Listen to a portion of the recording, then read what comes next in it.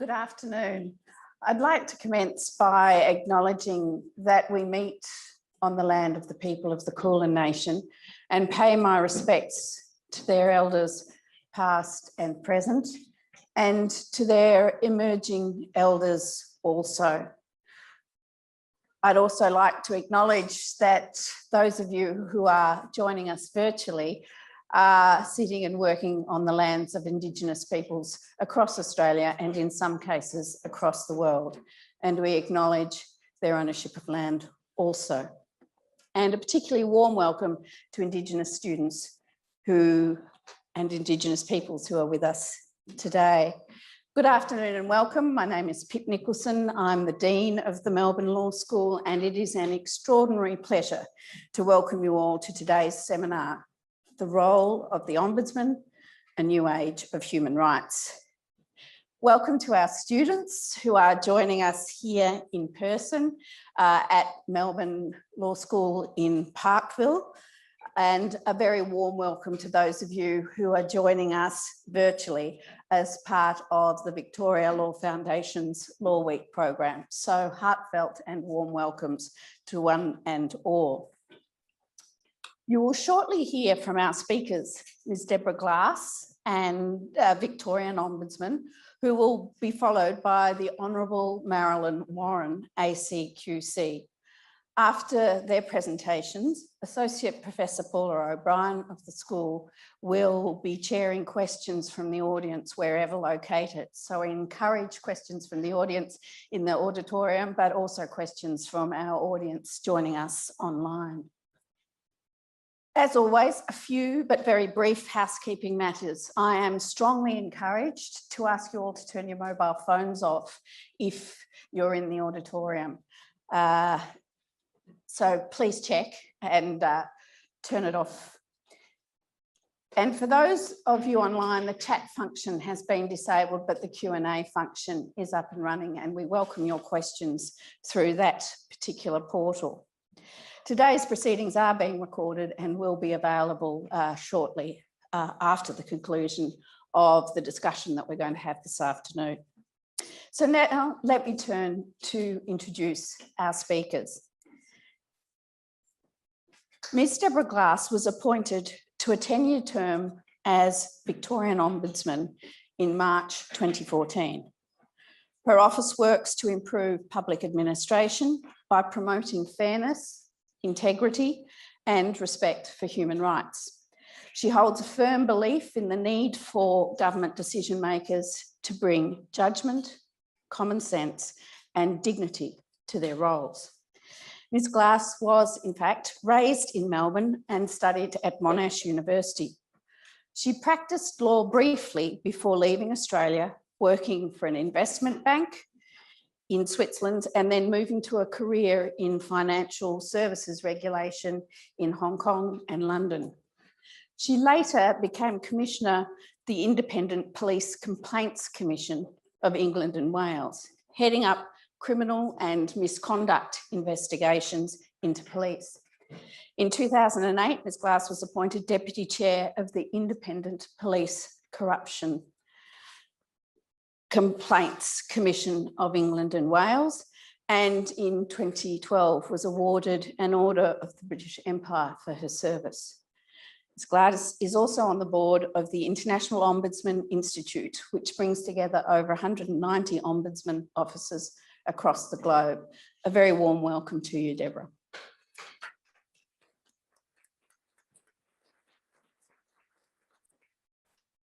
The Honourable Marilyn Warren, ACQC, is the former Chief Justice of Victoria, a position she held between 2003 and 2017, and a former judge of the Supreme Court of Victoria, 1998 to 2003.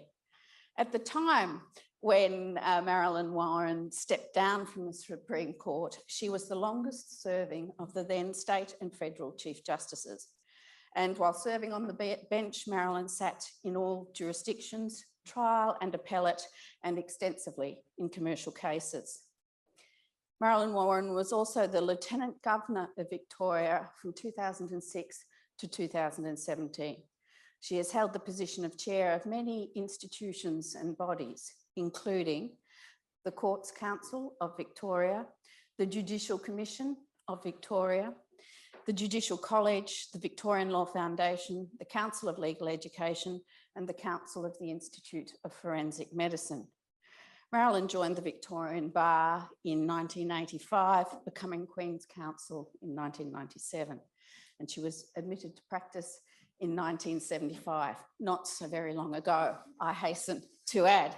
She presently sits as a domestic and international commercial arbitrator and is a member of the Dawson Chambers Senior Arbitrator Group at the Victorian Bar. We were fortunate enough indeed to host Marilyn Warren as Judge in Residence across 2020. She was kind enough to extend and stay with us for the full year, and many of you may well have met with her virtually, but it's a real pleasure to welcome you today in person, and I thank you for coming.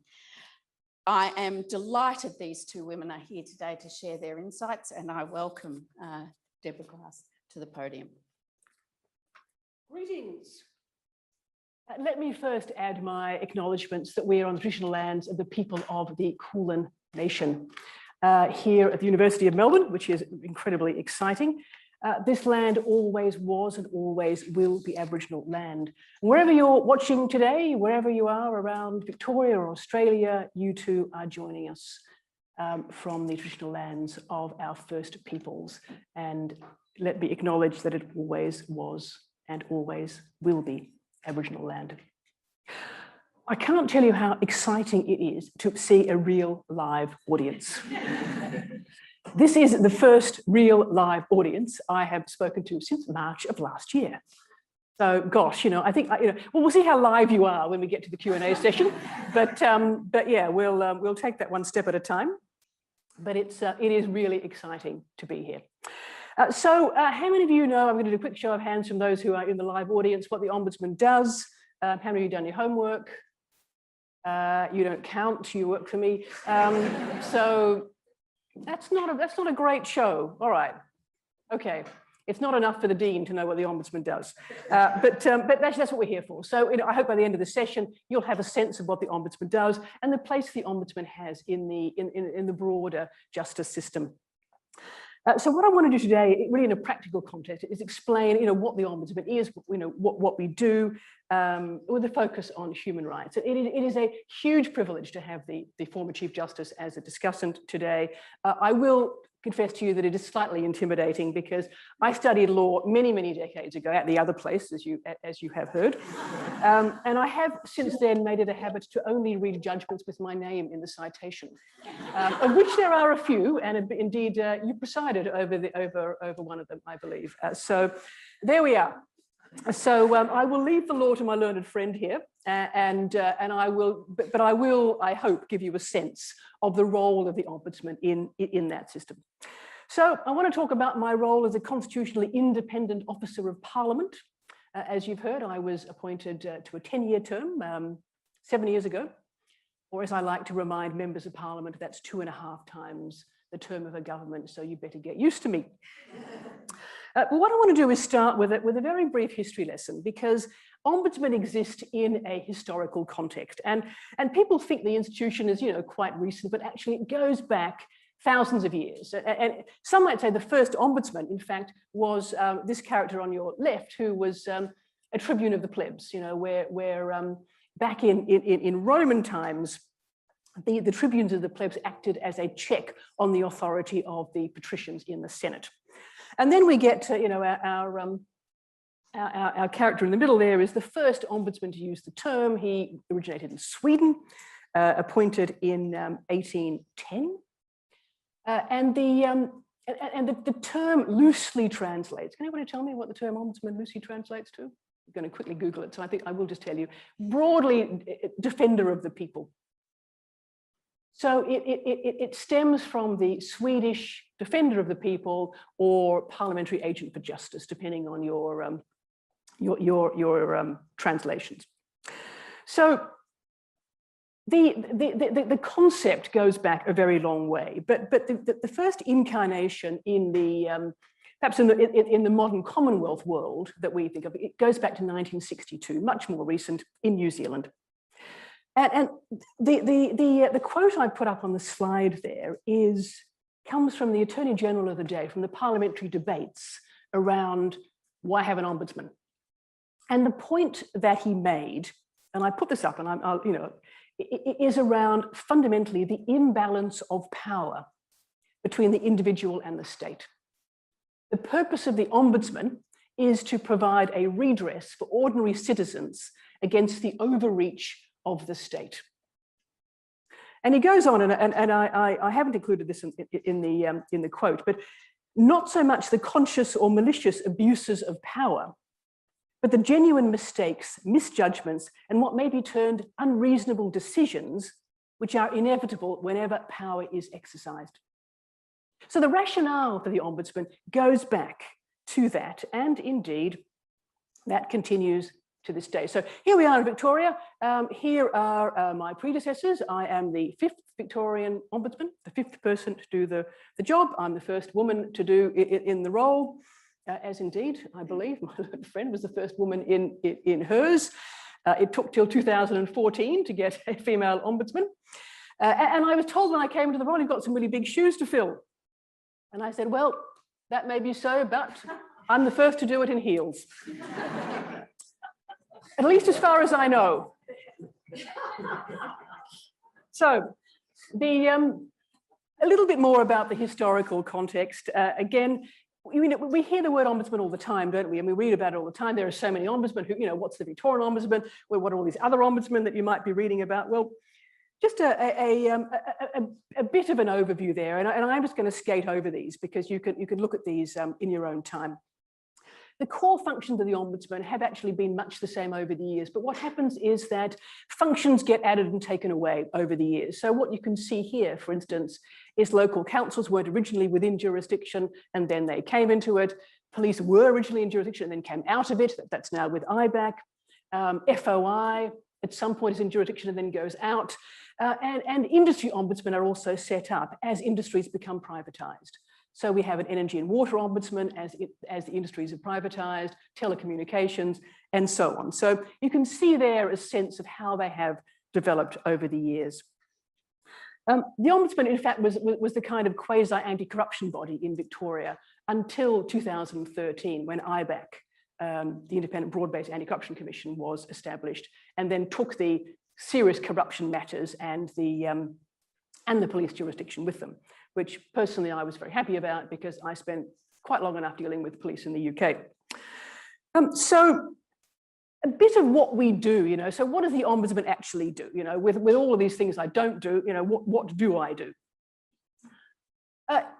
Anybody aware that I have the powers of a royal commission? Does that surprise? Oh, good, I'm glad somebody knows, and I don't count you either. Does that surprise you? Well, if you're going to be the imbalance of power between the individual and the state, you need some powers, right? So, so the powers of a royal commission are actually a really important feature of parliamentary ombudsmen in Australia. So I'm not going to go through my act, heaven forbid. I'll let you do that yourselves. But just a couple of points to draw to your attention, particularly relevant to today's topic. One of my powers is to investigate whether administrative actions are compatible, or is it incompatible with a human right set out in the Charter. So I can investigate, essentially, whether actions are compatible with Charter rights. But my principal functions are basically to investigate, to inquire, to resolve complaints. And I have the discretion to do all of those on my own motion. So I've got a pretty nice set of powers, actually. They're pretty good. I complain about many things, but I'm not complaining about those. And I can form an opinion, and this will be relevant to something we're going to be talking about shortly, that administrative action was taken contrary to law, was unreasonable, or was wrong. And I particularly love the unreasonable and wrong. Because many things in life may be lawful, but they're still wrong, aren't they? So just hold that thought for a moment as we talk about some of the examples of cases. So quickly, just looking at some of my examples, some of my main functions, and some of these you may have heard of, and some of them you won't. I investigate complaints. That's a core function of any ombudsman. And they could be an individual complaint. We get about 40,000 of them a year. Most of them you will not read about in headlines in the media. But it's an absolutely vital thing that the office does. I also deal with public interest disclosures. And again, I'm not going to say too much about those because it's a topic you'll find. And when you read the Act, and you can look this up for yourselves. But these are the kinds of cases that, that sometimes end up in the media and result in those headlines usually starting ombudsman slams. Whatever I'm slamming this time, it might be a dodgy principal who spent public money on something that he shouldn't. I also investigate systemic issues. I don't know how many of you saw a report I put out yesterday, which is looking at how local councils deal with ratepayers and financial hardship. That's a systemic issue. It was an own motion. And I think a really important issue, in this day and age of financial hardship potentially stemming from the impact of last year. And finally, in my main functions, I investigate referrals from Parliament. And I don't get a whole lot of those, but they tend to be pretty controversial. There was and in fact, going back to judgments with my name in the citation, one of the important issues that was aired in the last few years was around the Ombudsman's ability to investigate members of Parliament, not in my usual jurisdiction, but on a referral from Parliament. And Chief Justice Warren was one of the appeal justices who decided that. So thank you very much, Chief Justice. I'm very grateful for the wonderful things that Parliament has sent in my direction since then. Let me give you some further examples, including of some cases that don't necessarily make headlines, because I can talk about, this is what I do, but really it doesn't become real, does it, until we see some actual case studies. So this is a recent one, which was a complaint that came through last year during lockdown from a woman in a wheelchair who wanted to use the toilet while she was waiting for a COVID test. You might recall, for those of you who took COVID tests, there were quite long queues over there. There weren't any suitable testing facilities. There wasn't a bathroom available to her. She had to go home. And when she came back, she was told she had to go to the end of the queue. So she complained to my office. We made inquiries with the department. And I'm happy to say that not only do they fix it for the future, but they acknowledge the systemic issue around that in future, what should happen is that somebody in discomfort, in distress, in the queue would be able to return to their place. So this is just an illustration of this was not an investigation. It was it was an important complaint, but a relatively straightforward matter that was resolved with a phone call that had consequences for many, many more people. So that's an example of the sort of thing we do. Another example relates to what you might refer to as my slamming jurisdiction, when I am, critical of individuals or agencies that come to me, usually from IBAC, as public interest disclosures. This is an example of a whole bunch of headlines that if you lived in Warrnambool, you would have seen in the Warrnambool region about the local council. So it was a lot of commentary about misuse and abuse of corporate credit cards. So certainly a huge matter of local public concern, and allegations being made about not only abuse being rife, but cover up by senior management. So when we investigated, we found out it wasn't quite what was alleged. In fact, it was in the barrel there was one particularly unscrupulous bad apple, but they weren't all spoiled. But in fact, and I put out a public report on that. And one of the points I made in that report was it doesn't actually take much to taint a reputation for integrity, and that agencies need to be as alert to these issues and to the perception of these issues as to the reality of misconduct. So it's integrity can be as much perception as reality. And who wants to be held accountable for mistakes you haven't made? I mean, it is enough to be held accountable for the ones you have. So turning again to some other recent, anybody see some of the coverage in relation to the Business Support Fund that came out? Let me see whether the video plays. I'm hoping it will. The COVID-19 lockdowns fell like a hammer blow on small businesses. To the Victorian government's credit, it swiftly announced an economic survival package to provide $10,000 grants to eligible small business owners. The fund was established and scaled at speed, but soon after, my office was inundated with complaints. The department had 9 days to implement the program, but it missed some of the key checks and balances that would have picked up the inevitable flaws. And now, as a result of my investigation, about 12,000 business owners may be able to reapply to the fund. That's potentially over $100 million going back into the small business community. Sometimes it takes the nudge of the Ombudsman's elbow to encourage public servants to do the right thing. In the end, that they do the right thing is what matters. Is anybody affected by that? 12,000 people get to reapply to the business support fund that was handing out $10,000 in grants to businesses affected. And what this was about was good intentions getting lost in translation. So it was, people who made typos in their applications. But I put that as an illustration because it is about slightly tongue-in-cheek. I talk about the nudge of the Ombudsman's elbow. What I'm talking about is the persuasive powers of the office, and which can be a pretty powerful tool for getting government to treat people fairly. And I hope in the discussion we'll have an opportunity to explore some of the difference in those powers. Turning to my human rights jurisdiction, and there's a few quotes, but you can find them on the website. I want to focus on a couple of areas here. I want to talk about OPCAT. Anybody here heard of the term OPCAT? Know what it means? I'm glad to see some nods. For those who are not familiar, it's the optional protocol for the Convention Against Torture and Inhuman or Degrading Treatment. And it is a United Nations treaty.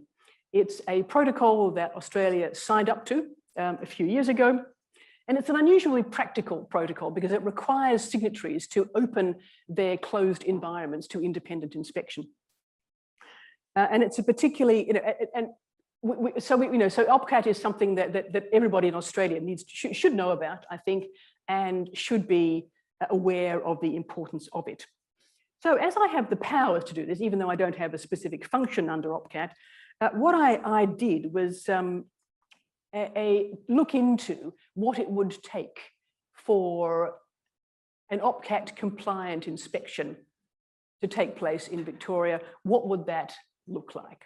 And I've done a couple of OPCAT compliant inspections, one of the main women's prison. And again, these are all reports you can read on our website. I'm not going to go into detail about them. But this is a quote, for example, that came out in that particular work. We found numerous really quite disturbing things, including a really high use of force and restraint. In fact, the second highest across Victoria's 15 prisons. And this is the women's prison we're talking about here.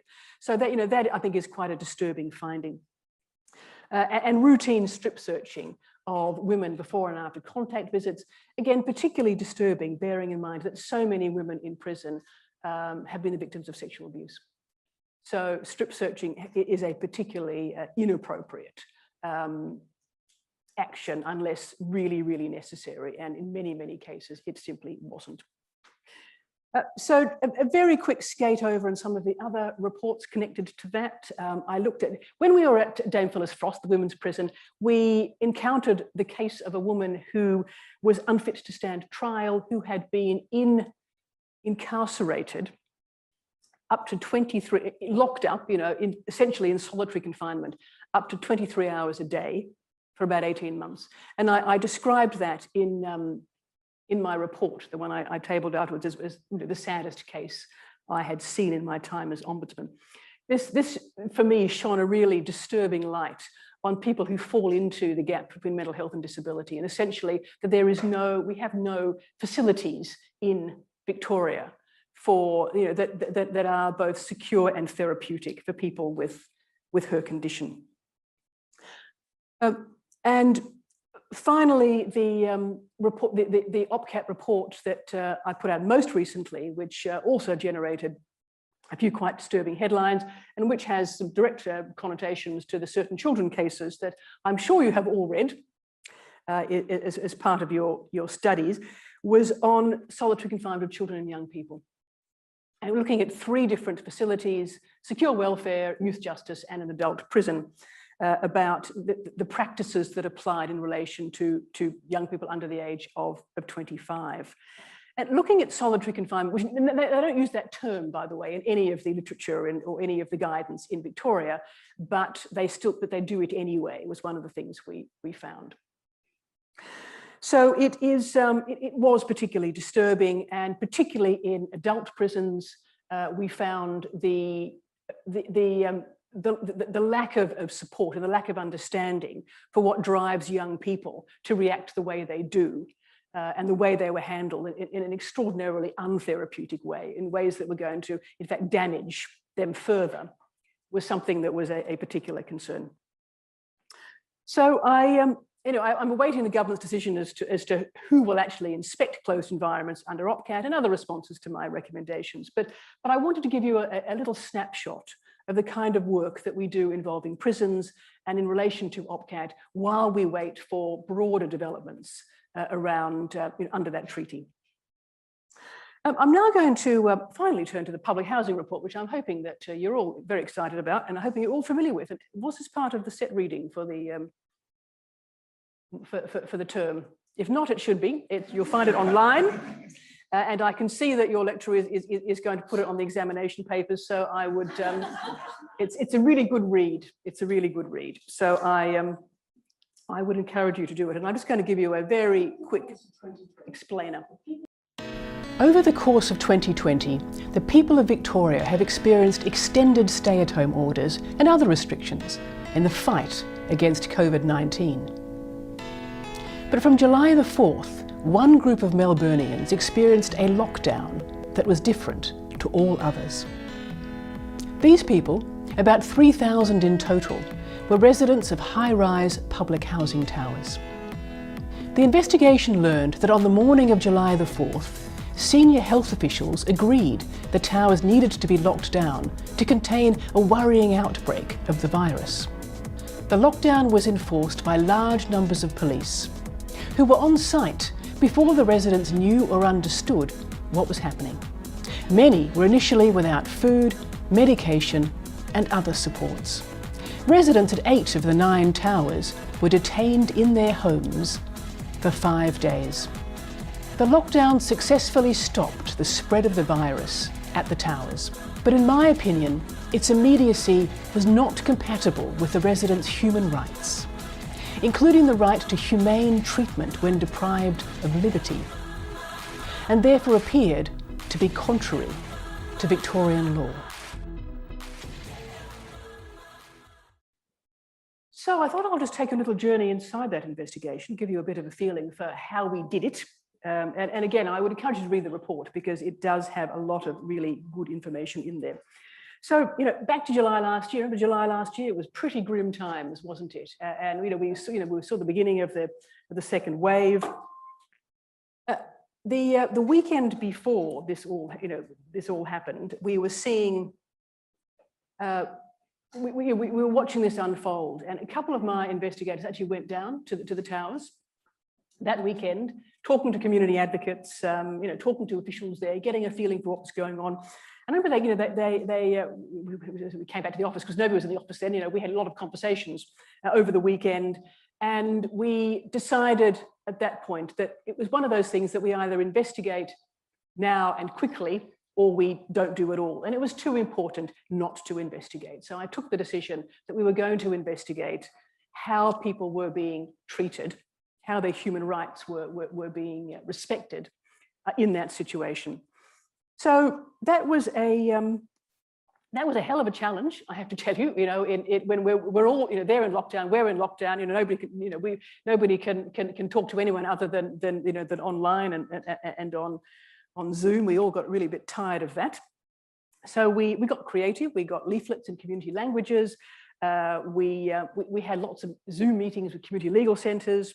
And we heard a lot of really distressing stories, really, really distressing, including people who'd endured civil war and dictatorship, before moving to Australia, who were traumatised by suddenly finding, that their homes surrounded by police and being unable to go out, and unable to get access to the medication that they needed to, for their own health.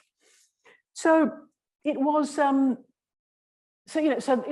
was pretty obvious right from the start. We saw a lot of this playing out on the television screens in front of us, didn't we? But in the investigation itself, one of the things we were keen to do is understand the decision-making behind this, this hard lockdown. So we interviewed, again, online, quite a few people. So the question we wanted, we were asking is, who made this decision to lock down to lock down the towers without any notice? There had been numerous lockdowns throughout Victoria, all of them with some notice, all of them. So we interviewed a number of people. It wasn't the decision of the Deputy Commander, it wasn't the decision of the Emergency Management Commissioner, who couldn't recall, it wasn't the Acting Chief Health Officer on the day, or the Secretary of DHHS, or the Operational Commander. And the Acting Chief Health Officer also told us it was the shortest time she had ever had to consider a human rights assessment. Essentially, the papers were given to her as she was on her way to join the Premier at a press conference. So who made the decision? Well, I wrote to the Premier to ask if he would provide me with his cabinet and confidence documents, and declined. So he's not obliged to provide them. That is a provision under my Act that he is not obliged to give me cabinet in confidence material. He didn't, so there we are. He did provide it to the Hotel Quarantine Inquiry, which is why I framed it in my letter. You've given it to one inquiry, maybe you can give it to mine. But there we are. In the end, what I found was that the immediacy of the lockdown was not based on direct public health advice, and therefore, in my view, was contrary to law, specifically Section 38(1) of our Charter of Human Rights and Responsibilities Act. And my point was that it wasn't the lockdown itself, it was that would have been unlawful. A lockdown would have been okay, provided that it was the decision to lock down without any warning whatsoever.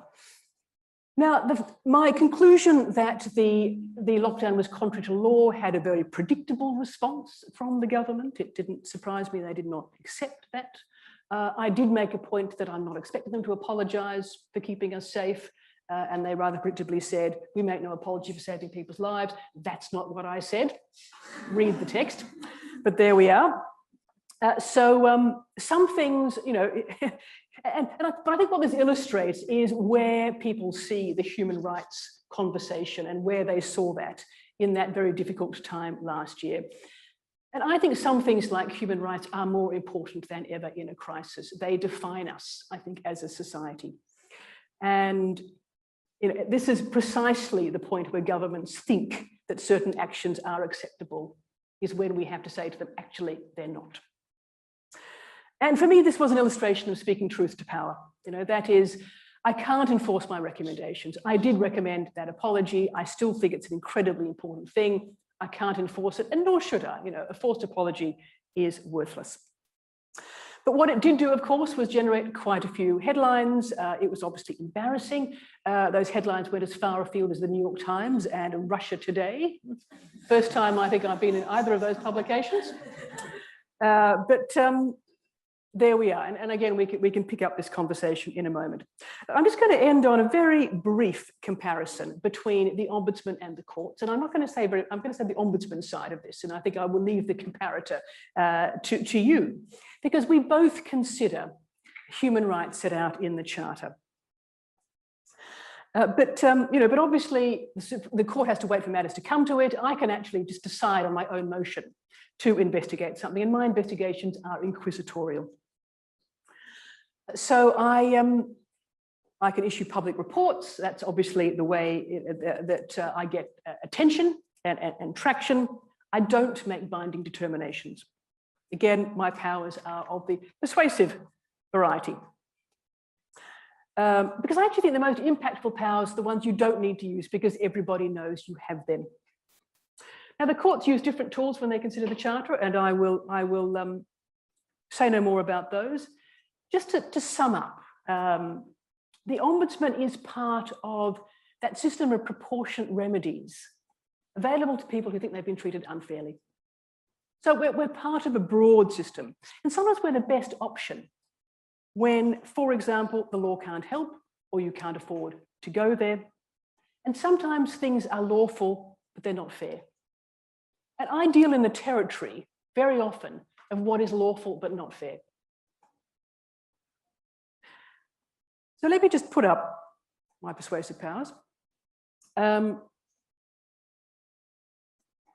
final quote, which comes from the Irish statesman Edmund Burke, is not what a lawyer tells me I may do, but what humanity, reason, and justice tell me I ought to do. It's the guiding principle of ombudsmen the world over, and I commend it to you. Thank you very much. Good afternoon, everyone, and thank you, Professor Nicholson, the Dean, for such a warm welcome earlier. And I also embrace the acknowledgement to country and the original Indigenous owners of the land where we and others gather. At the outset, may I say we've been very fortunate and privileged this afternoon to hear from the Victorian Ombudsman, and I would agree entirely with her that the function of the Ombudsman is important and critical to our democracy, and the Ombudsman is in a very different, indeed exquisitely different position from courts. As a former judge, there are many times you know of facts of events out in the community, but you are powerless to deal with them unless the cases are brought into the court. Unlike some jurisdictions such as India, there the judges have what is called a public interest jurisdiction, and they are able, if they are dissatisfied with the way a bus service is being run, or indeed as to how Mr. Modi is operating under the COVID-19 problems in that country, the Supreme Court recently intervened and gave directions to government. But we don't have that power in Australia. But in addition to judges being confined to the cases that come before them, they are also confined as to the way in which the cases are presented. A judge cannot give directions, a la Judge Judy or some of those terrible jurists, supposedly, we see sometimes, go away and find out this, go away and get that. It does not happen that way. It does not happen that way. I wish this afternoon, in the short time I have, is to respond to the Ombudsman's presentation by starting with the question, what was the consequence of her report on the treatment of the people in the residential towers? The report was made public. There were recommendations to government, but as she has pointed out, she had no power or authority to impose a sanction.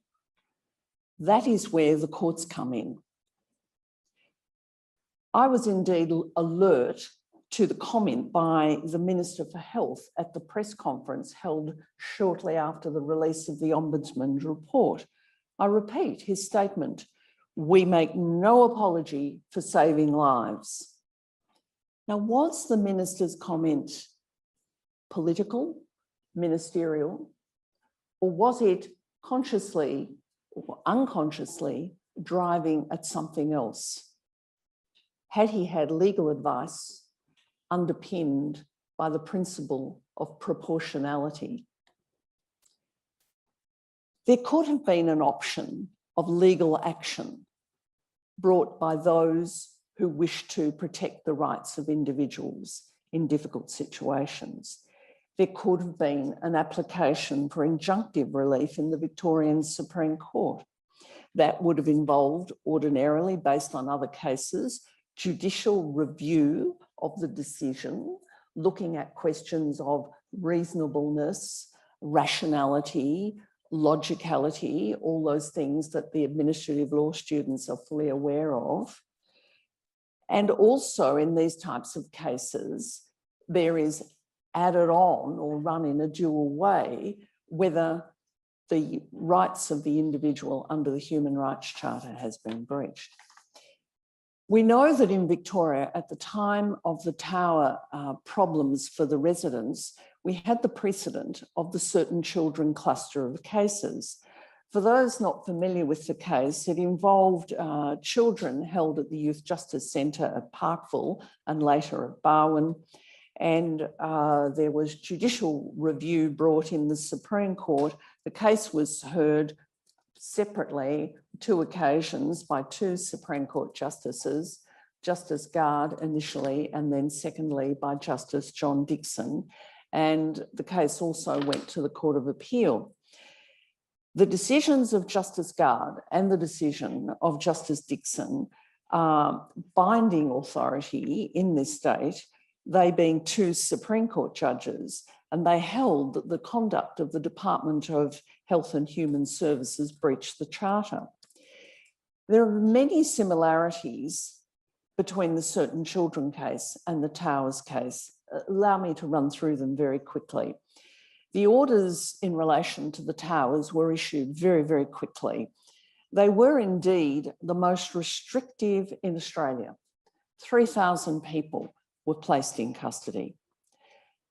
Prior to making the decision, the Department of Health and Human Services had not conducted an outbreak management plan, and as such, they were in breach of state and federal guidelines. Now, when I mention some of these things, the administrative law students might start to think about reasonableness, logicality, irrationality, those kinds of principles in administrative law. And when these decisions are made, they are capable of scrutiny and indeed attack under the basis of administrative law principles. The Towers set of circumstances came to light that the department officers thought they were going to have time, 36 hours, to implement all the measures necessary to support the residents. However, it was overtaken by the Cabinet subcommittee chaired by the Premier and then announced. The department, and indeed the Deputy Chief Health Officer, had 15 minutes to consider the Human Rights Charter obligations before the decision was published. Now, in the Court of Appeal, in the Certain Children case, we expressly stated that making decisions that had impact on the Human Rights Charter was not a box-ticking exercise. The question is, how could the Deputy Chief Health Officer make a decision in 15 minutes?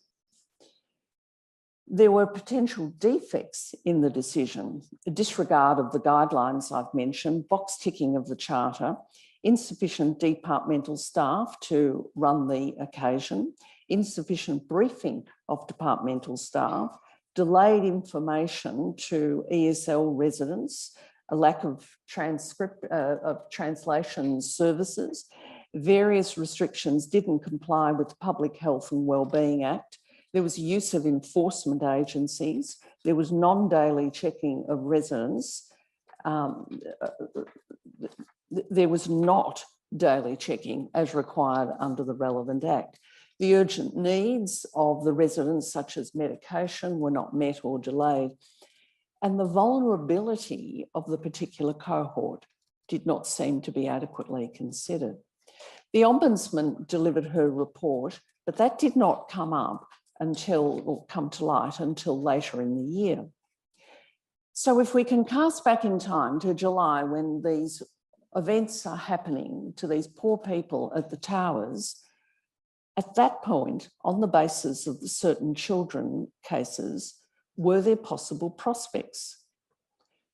There would have been strategic and logistical difficulties with the Tower case, containment, deprivation of legal access, ESL and speed of lockdown and so on. It would have been very difficult to prepare that case in a space of a day or two, in some respects even in 24 hours, compared with what happened in certain children, where there had been, as I recall, a number of days before the case first entered the courts. We have in Victoria something of which we may be immensely proud.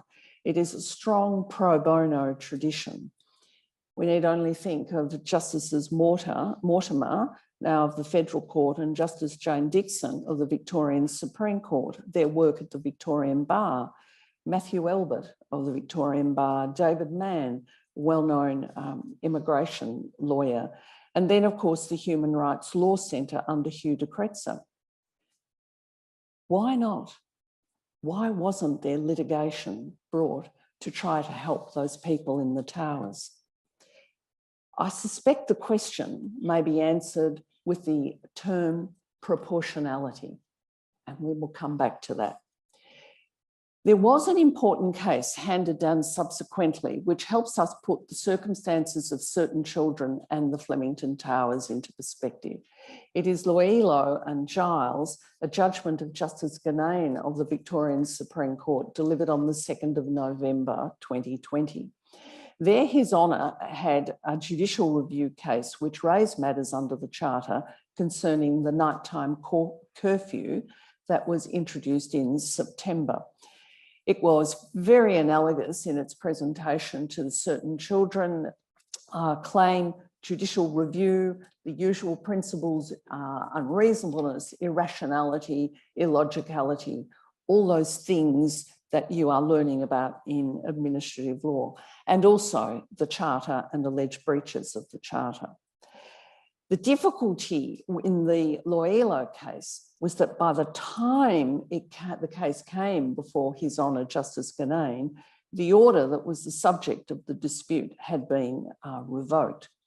I do urge the administrative law students to look at this judgment, because in an extremely powerful and articulate way, Justice Ganane sets out all the administrative law principles in a way that will be readily available and will help you understand the interaction and synergy between administrative law and human rights charter law, and how the two act interactively. In relation to the administrative law aspects, unreasonableness and so on, Justice Ganane found the order was proportionate to the public health risk sought to be prevented, that the decision was not made arbitrarily or without regard to minimum restriction requirement. He held that the department, the Deputy Chief Medical Officer had a public purpose and that her evidence was to be accepted. Now, this goes back to the way in which these cases are presented. Unlike in certain children, the plaintiff did not lead medical evidence or expert evidence to challenge what the state had done. The plaintiff in the Loielo case did not lead medical evidence to challenge the evidence of the Deputy Chief Health Officer. His Honour Justice Ganane accepted the evidence of the Deputy Chief Medical Officer. And hence the case failed under administrative law principles. Under the Human Rights Charter, there was reliance on the right of freedom of movement and the right to liberty and security of the person. Justice Ganane held the right to liberty was not invoked for reasons such as the plaintiff had some capacity to leave her home and conduct her business on a restricted basis. So again, there was a nuanced fact that is different from the residents of the towers who were in lockdown 24 hours a day for a number of days. Justice Ganane made comments, and again, please note those who read the judgment of paragraphs 217 to 220, where he cited an English case, the Secretary of State for the Home Department against JJ. This was a terrorist case. A curfew of 18 hours per day was imposed, effective solitary confinement. Now, the Privy Council said in their judgments that it was necessary to focus on the actual lives of the people affected. Or we need only reflect, having seen the Ombudsman's presentation, how the lives of the individuals were affected in the towers. Now, this case, again, before Justice Ganane, turned on the question of proportionality. His Honour noted, and this is very relevant in these sorts of cases, that the advice to the Deputy Chief Medical Officer was that modelling showed, in the absence of control measures, in the following 6 months, Victoria would see over 10,000 people die. That evidence was not challenged or rebutted. The advice given to the officer was also that if the then current rate of community transmission in Greater Melbourne persisted without restrictions, there wouldn't be enough contact tracing staff to cope, and infections would spiral out of control. It was also noted that Victoria was in a state of emergency and restriction measures had been effective thus far in reducing infections. And ultimately, Justice Ganane concluded that in the short time in the case before him, not the Tower case where there was 15 minutes, that the Deputy Chief Medical Officer did take account of human rights. But ultimately, Justice Ganane concluded that on the basis of proportionality, he would not make declarations or impose any restrictions in the particular case. So the Towers lockdown occurred in July. Loielo, before Justice Ganane, was heard in late September and October 2020. The judgment in that case was handed down on the 2nd of November, and the Ombudsman's report, as I understand it, was December 2020. The Loielo case and also certain children cases demonstrate the speed which is required for logistical and strategic planning, identification of relevant and expert witnesses, and the preparation of court documents, affidavits, and submissions.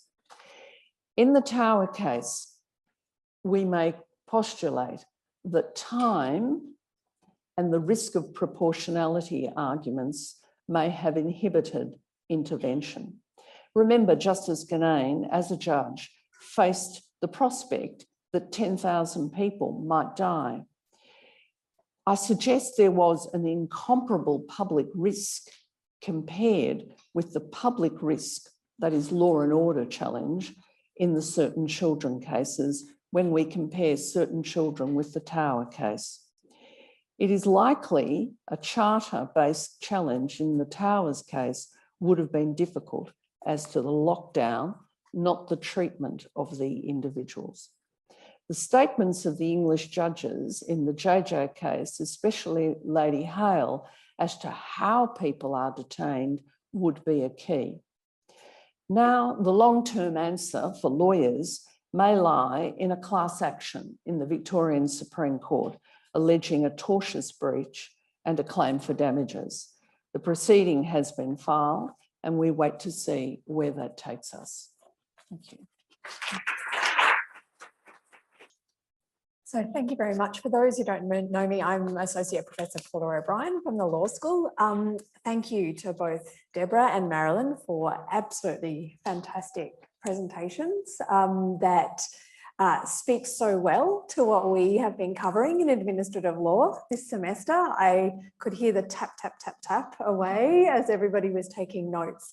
And so we're just a bit over time, but what I thought I'd do is we might take a few questions together so we can partly hear your thoughts and reflections on the presentations, and then we can have some short responses. And then you might have a chance also to come up and speak to Deborah and Marilyn afterwards. So would anyone like to ask a question of our speakers?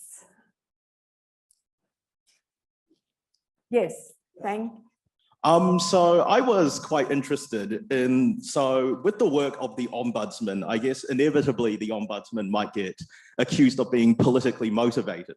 I was curious with just how you believe the ideal Ombudsman should sort of respond to these accusations of political motivation. Well, I hope my reports speak for themselves. I'm certainly conscious of becoming, I wouldn't say enmeshed in the political fray, because actually I like to remain above it. But the point of the Ombudsman is to say things that are politically unpalatable sometimes. And I will tell it like it is. So if that offends those in power, well, so be it. And I would say that that's true of anybody in power, whichever side is in power. Ultimately, what the Ombudsman may well investigate is not go. The conclusions may well not suit them. But that is what speaking truth to power is about.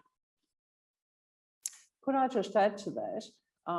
One case that the Ombudsman referred to, but didn't name, which I sat on in the Supreme Court, was the Red Shirts case, as it was known, and it raised the question of the Australian Labor Party using parliamentary staff for political purposes. Now, the Ombudsman took the case for particular reasons to the Supreme Court. She was certainly not intimidated or in any way restrained in investigating that matter and seeking to have powers clarified before the Supreme Court has already mentioned. But of course, there was a political consequence because the opposition in Victoria leapt on the Ombudsman's statements and indeed the judgment of the court and other aspects of it for political purposes. So sometimes in a public role, and indeed even in the judiciary, what you do can be utilised for political purposes, but that does not mean that the individual or the court or the Ombudsman is acting politically. Thank you. So do we have another question from the audience? Yes, thank you. Thank you so much for your time today. It was really fascinating talk. I'm just wondering how much pressure there is for Parliament to respond to and implement recommendations from the Ombudsman. Like, how much power do you think it has? Well, I talked about the persuasive powers of the office, and I can tell you that my record in having recommendations implemented, because I produce a report on this every 2 years, is tracking at around about 96%. So not all of them, and I'm not very confident that I'm going to get that apology for the public housing residents somehow, but that might just stand as one of my few failures. But the power there, and I think this is a really important distinction with the courts, is one of exposure. You investigate and expose. So there's no particular remedy for those tower residents in my report. But what that investigation did was uncover the decision-making that sat behind the original decision. It uncovered that the person whose name was on the order was very uncomfortable with the decision that she signed, and that she didn't have enough time to consider the human rights assessments. And it puts evidence out there that can then be used in whatever context is appropriate, including in the courts. And we'll take a final question from the room. So courts and the Ombudsman both need to be independent from executive agencies, and obviously that's fundamental to the role of supervising and scrutinising the executive. Particularly in terms of the work of the Ombudsman, I'm wondering how you think about essentially your powers of persuasion and inability to compel executive agencies to operate in certain ways, in terms of the long-term strategy of maintaining a relationship with the agencies such that they are able to modify their policies and be more compliant? It's a really good question. And it's one thing I thought about very hard when I came into the role. Wherever possible, I seek to make change through collaboration.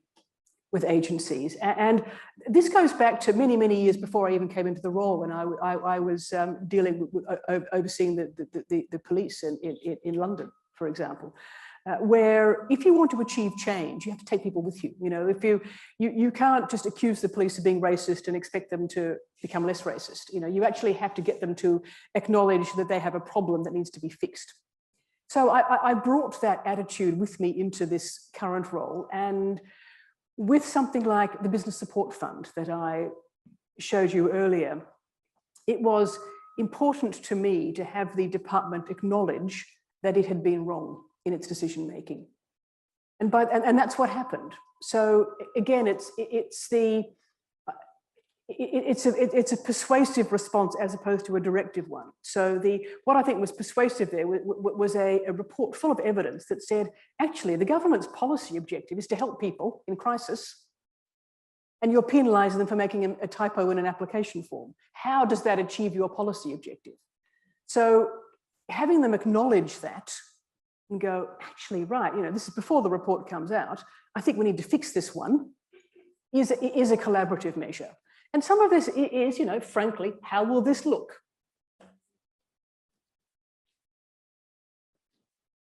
Would you like to comment on that Well, finish? in terms of the courts, we deliver our judgments and make orders. That is usually the end of the matter unless there is an appeal, and it is up to the successful party to utilise the judgment for their purposes.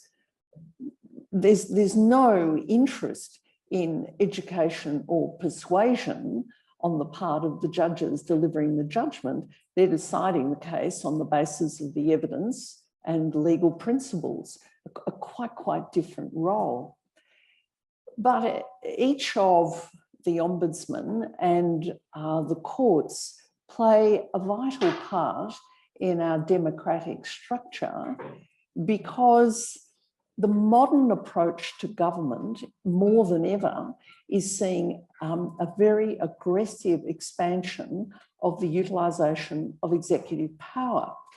And institutions that were established to try to grapple with that, including the Ombudsman, that office over the years has encountered difficulty.